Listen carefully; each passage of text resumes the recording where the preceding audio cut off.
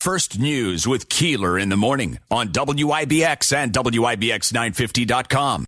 Hey guys, time to get in on the action for the biggest moments in basketball with Prize Picks, America's #1 fantasy sports app. Just select 2 or more players, pick more or less on their projections, place your entry, and win up to 100 times your money. Right now, Prize Picks will match your first deposit of up to $100. Just download the Prize Picks app and use the code GET100. That's code GET100 on Prize Picks for a first deposit match of up to $100. Prize Picks. Pick more. Pick less. It's that easy.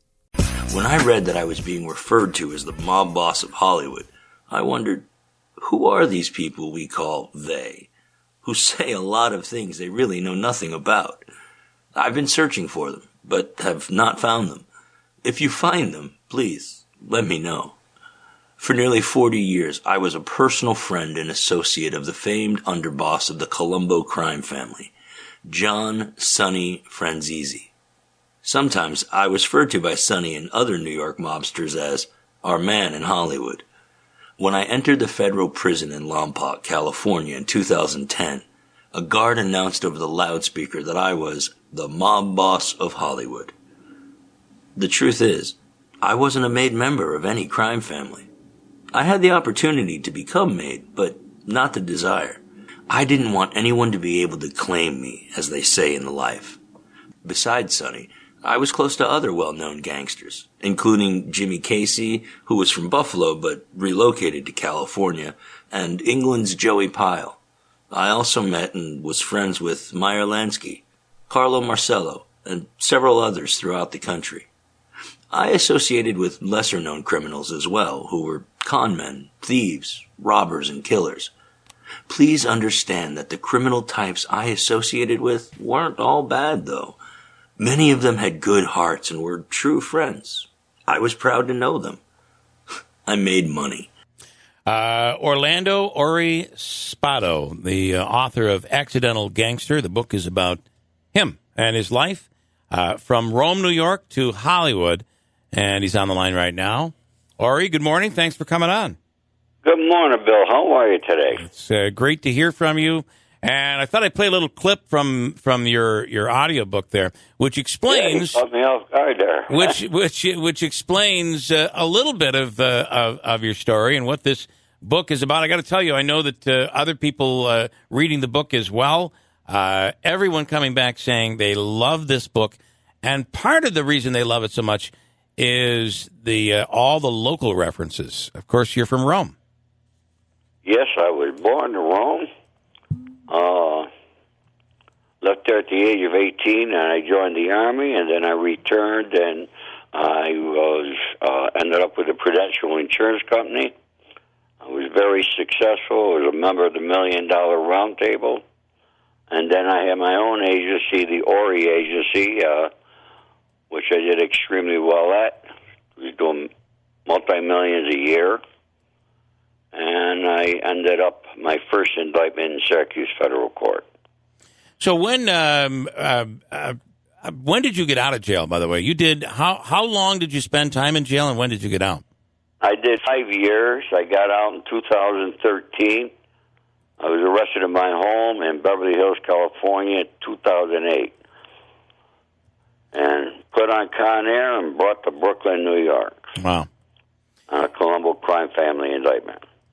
You have a lot of people that have. We talked about the book a week ago, and a lot of people picked it up, whether online. By the way, you can pick it up on Amazon. There's an Audible.com version where you can listen to the audiobook. It's all up there and easy for the taking. The Accidental Gangster by Ori Spado. Spado. Copies, they can go to my website. Okay. www.theaccidentalgangster.com, and they can purchase an autographed copy.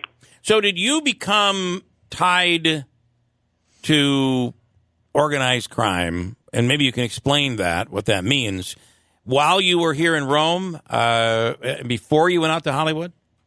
Yes. Well, so now, I got to know everybody while I was in Rome. Yeah. Through a dear friend. He was a lawyer, Frank Russo from Rome. Mm-hmm. I'm sure everybody knows Frank Russo. And Frank and I went to New York all the time, sometimes on a weekly basis. And Frank introduced me to a lot of the people.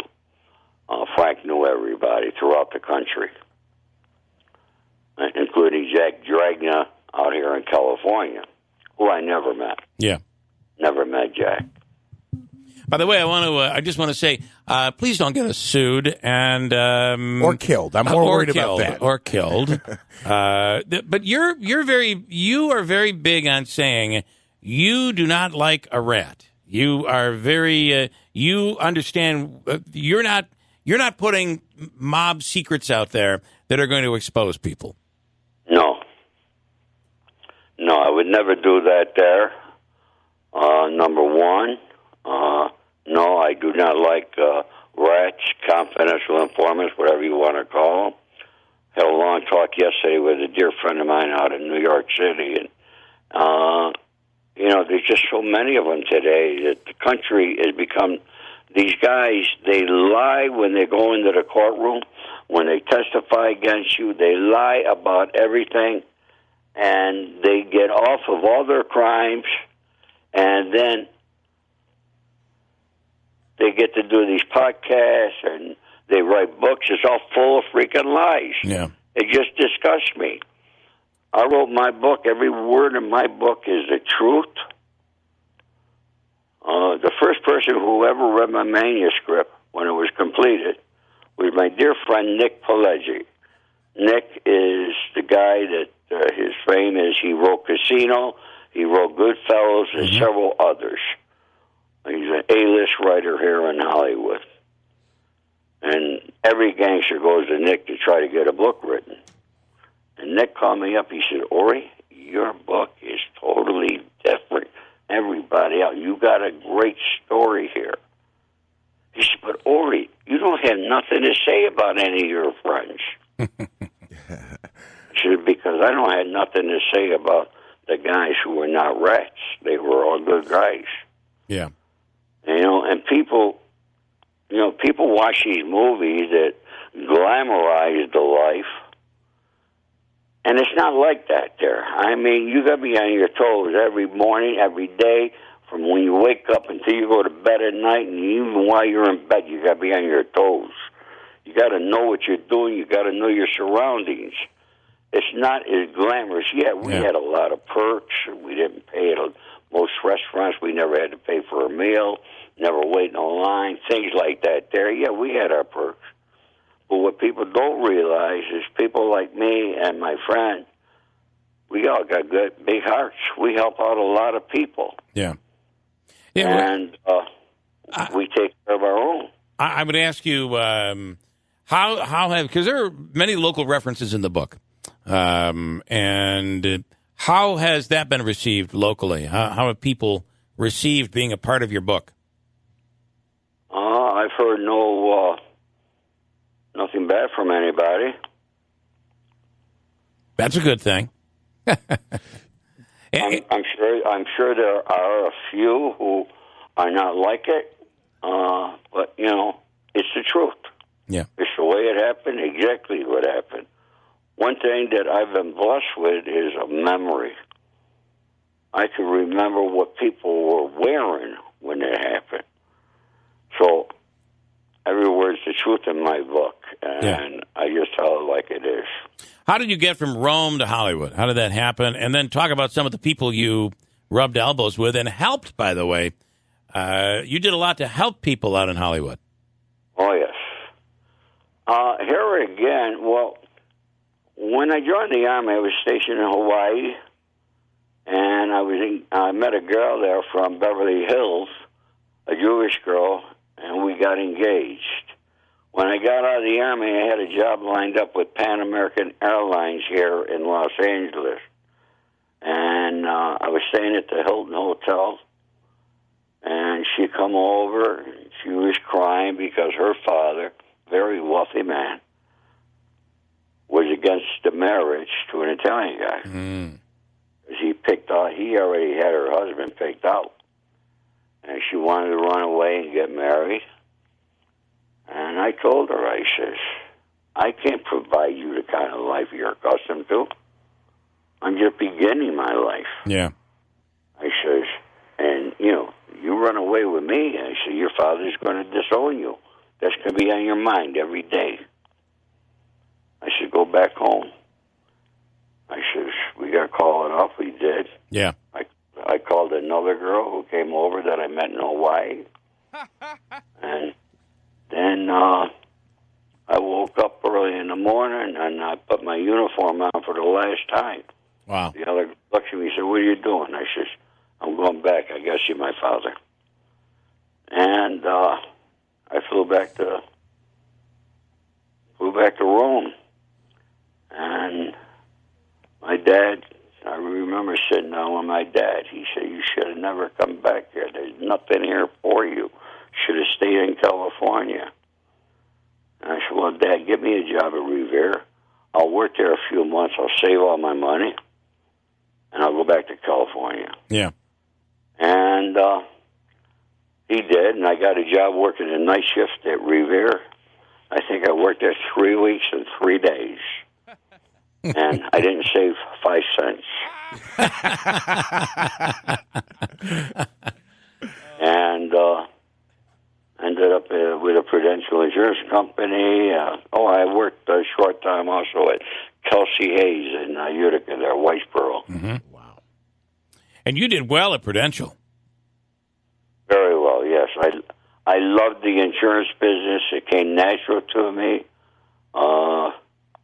Working, putting in hours, that's never fazed me, you know what I mean? I was never a guy to take a job because of his salary, only on a commission basis. I've always worked, and I always made very good money. I want to ask you about some. I'll get into a little local stuff coming up, just a little bit. Let people read the local stuff on their own. It's far safer for me. Let's talk about names like Frank Sinatra, John Voight, Dean Martin, and even Celine Dion. All names that you are very familiar with. Well, Frank Sinatra, I met out here in California. I met actually the first time in Palm Springs.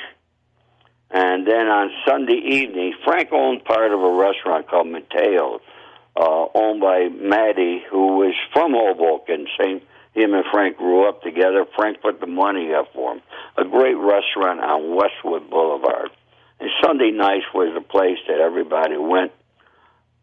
Sunday nights was the place everybody went there, including Ronald Reagan and Nancy came in all the time. And Frank was a smoker like I am, and his wife would not allow him to smoke at the table. And he used to come out and get me, and he and I bullshit at the bar and smoke and so forth. And the reason I met him down in Palm Springs had something to do with gambling and some money that was owed. Mm-hmm. But we became, not like close friends, like right. we, you know what I mean? But we knew each other. We knew enough about each other. We could call each other if we needed to. Yeah, yeah. Frank, Dean Martin, we knew Dean Martin. How did Celine Dion? Dean. How did Celine Dion spend a night in your spare room? How did that happen? No, it was a week. It was a week. Whoa! How did that happen? You know what? I didn't even know her name. All right, my friend Pete Azer, who was originally from Rochester, he was a big mover out here. He ended up going to check kiting. Pete was probably the best in the country at kiting checks, and I'm talking for multi-millions of dollars. We had good days, me and Pete. And I had a big apartment on what's called the corridor over here, Westwood Boulevard, on Wilshire Boulevard in Westwood. And I had a big 2-bedroom, 2 baths.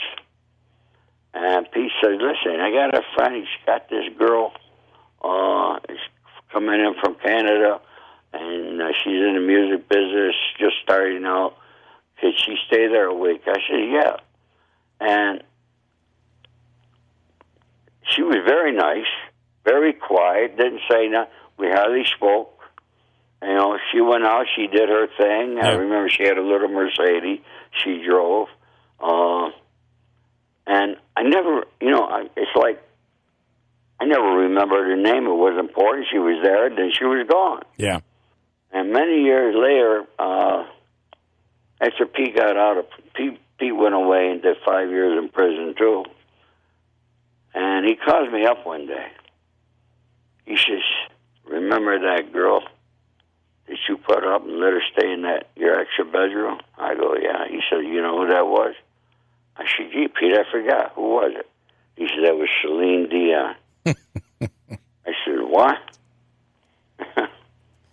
So, and that's you had others that stayed. Let's talk a little, and I've got about 4 minutes left. I hate to, because I could go on for a long time. I have a lot of questions. The book, by the way, I have to say, is The Accidental Gangster, Ori Spado, Spado, and it's available at Amazon. You can pick it up through audible.com as well. It is a very interesting read. Includes a lot of local connections, Ori. Yeah, well, that's, I spent a great part of my life there. Rome, Utica area. Who are some I'd like to give a shout out to the gentleman who introduced me to you, our friend Joe Joseph, by the way. Joe's a good man. Yeah.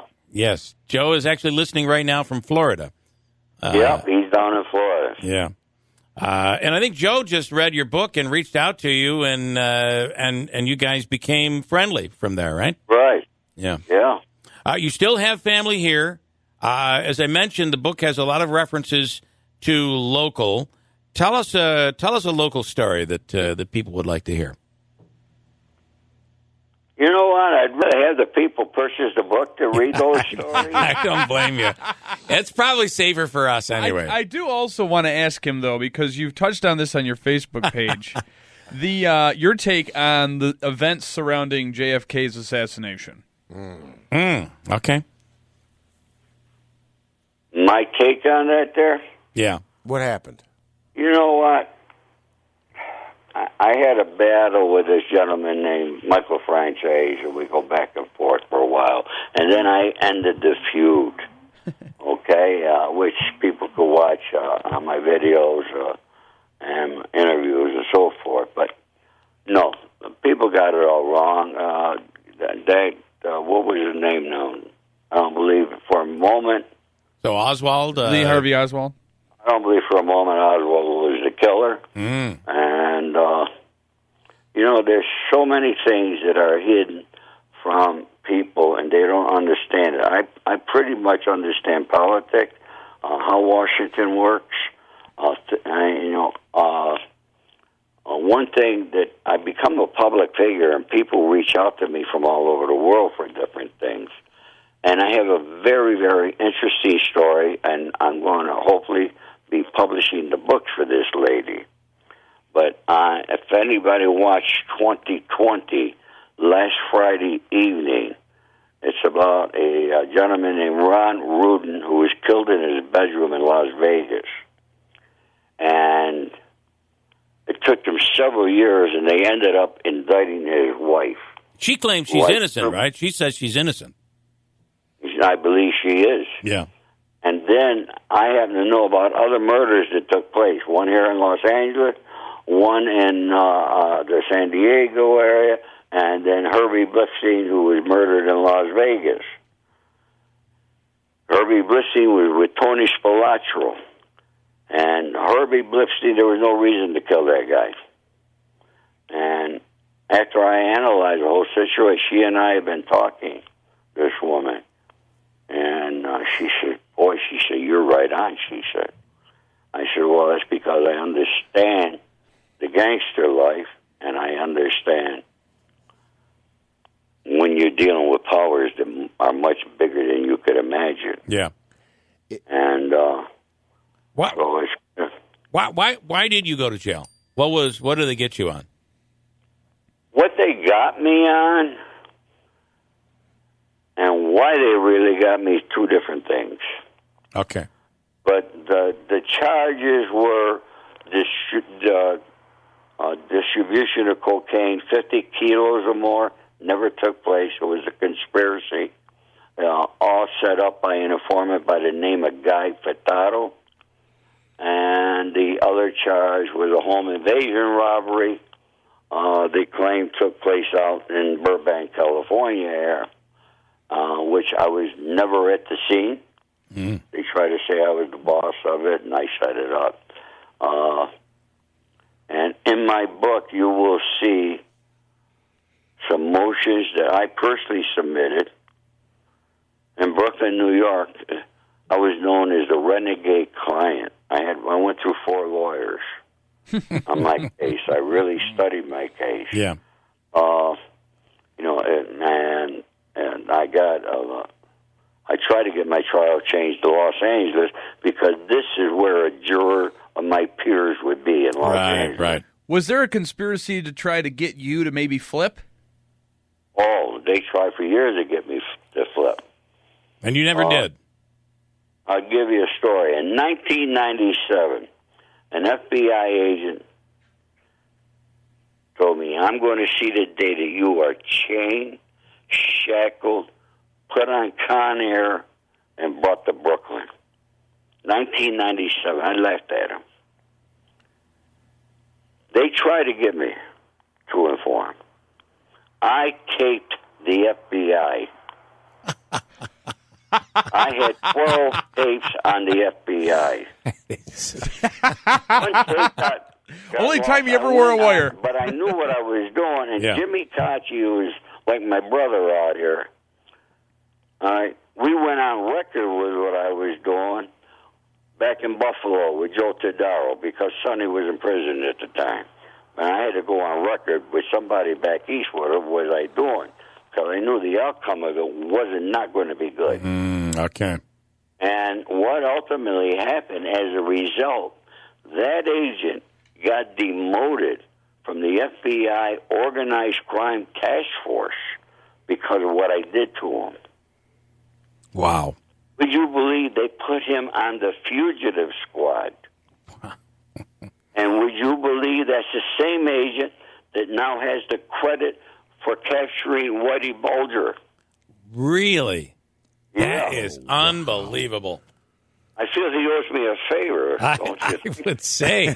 Wow. All right, we are out of time, and the book if you wanna read, there's a ton of local reference, a ton of it in this book. The book is entitled "The Accidental Gangster: From Insurance Salesman to Hollywood Fixer." Ori Spado, Orispado. And it's out there on Amazon, on Audible.com as well. Ori, we're going to have to do this again. I after I completely finish the book. I can't wait to chat again. Did you get the book yet? I have not gotten it yet, but I did buy the Audible version. But then I know. Well, that book should have been there already. Well, it's a crazy mail world these days. That's where we're at now. Yeah. So, all right, we'll do this again, Ori. Thank you so much. Yeah, thank you, Bill. Bye. Okay, how about that story? Talk about somebody who has all the stories in the world. It's crazy. Hey guys, time to get in on the action for the biggest moments in basketball with Prize Picks, America's #1 fantasy sports app. Just select 2 or more players, pick more or less on their projections, place your entry, and win up to 100 times your money. Right now, Prize Picks will match your first deposit of up to $100. Just download the Prize Picks app and use the code GET100. That's code GET100 on Prize Picks for a first deposit match of up to $100. Prize Picks. Pick more. Pick less. It's that easy.